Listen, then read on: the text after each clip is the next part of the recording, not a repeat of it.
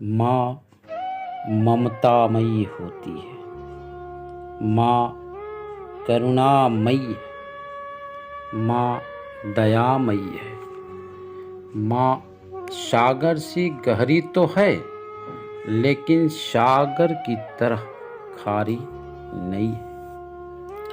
और कहा गया है,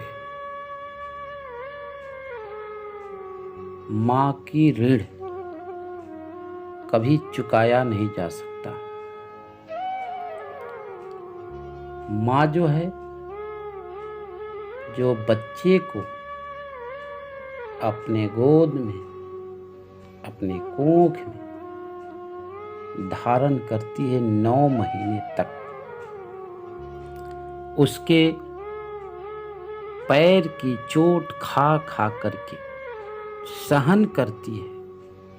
जब गर्भ में बच्चा रहता है तो उसके पैर जब दौड़ाता है, उस समय माँ को बड़ा कष्ट होता है। एक माँ ही उस दर्द की पीड़ा को सहन कर सकती है, अन्यथा किसी में इतनी ताकत नहीं है जो अपने बच्चे के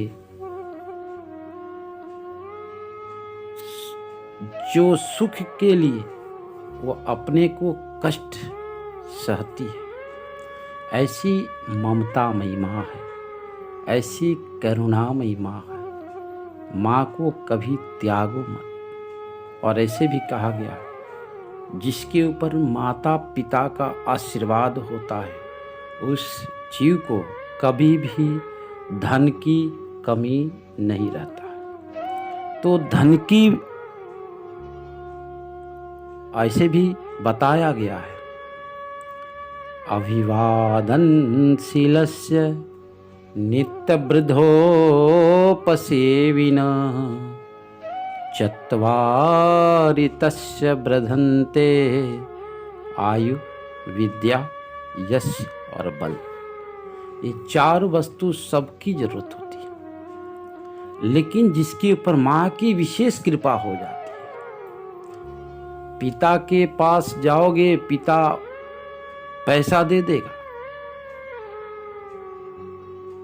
लेकिन जो माँ की पदवी है, जो प्रेम है, वो पिता नहीं दे सकता है। एक माँ ही जो है अपने बच्चे को पालन पोषण करके योग्य बनाती है। तो इसीलिए माँ को करुणामयी कहा गया है। माँ समुद्र की तरह गहरी है, लेकिन समुद्र की तरह खारी नहीं है। समुद्र का जल खारा होता है, पीने योग्य नहीं होता है। तो माँ जो है समुद्र की तरह गहरी है, कितना भी गलती करके जाओ, माँ क्षमा कर देती है। माँ उस शिशु का ध्यान में नहीं रखती है। इसीलिए कहा गया है, कुपुत्रो जायते क्वचिदपि कुमाता न भवति। कुपुत्रो जायते क्वचिदपि कुमाता न भवति।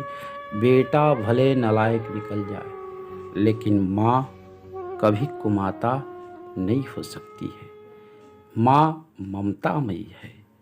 माँ अपने ही बच्चे के लिए नहीं, वो सबके बच्चे की लालन पालन करती है।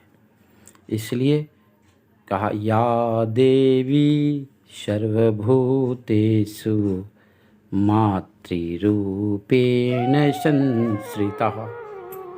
लेकिन आज हम लोग अपने माता पिता के पालन पोषण, जब बूढ़े हो जाते हैं तो हम लोग के पास टाइम नहीं है, तो वृद्धाश्रम में पे भेज दो, जो महीना होगा देना है। लेकिन जिस माँ ने तुझे पाल पोस के इतना बड़ा किया, जब वो माँ बूढ़ी हो जाती है, तब तुम 4 भाई हो, फिर भी अपनी माँ की सेवा नहीं कर पाते हो। पिता की सेवा नहीं कर पाते हो तो यही दुख का कारण बन जाता है। इसलिए देवी, एक तरफ देवी की हम मूर्ति तो रखते हैं, लेकिन मातृत्व भाव उस माँ में भी नहीं मिल पाता है। तो कहते हैं मूर्ति रखने से ज़्यादा अधिक फल की प्राप्ति एक माँ की सेवा, अपना जो बच्चा है अगर कर लेता है तो फल की प्राप्ति हो जाता है। माँ खुश हो जाए, पिता खुश हो जाए तो समझो आपके घर में सब कुछ भर जाएगा। इसलिए मातृदेवो भवः, पितृदेवो भवः, उसके बाद आचार्य देवो भवः। आचार्य का नंबर होता है क्योंकि ज्ञान भी आवश्यक है। इसलिए माता की सेवा निरंतर होती रहना चाहिए। माँ को जो अपमान करता है वो सारा समाज में कहीं भी सम्मानित नहीं हो सकता।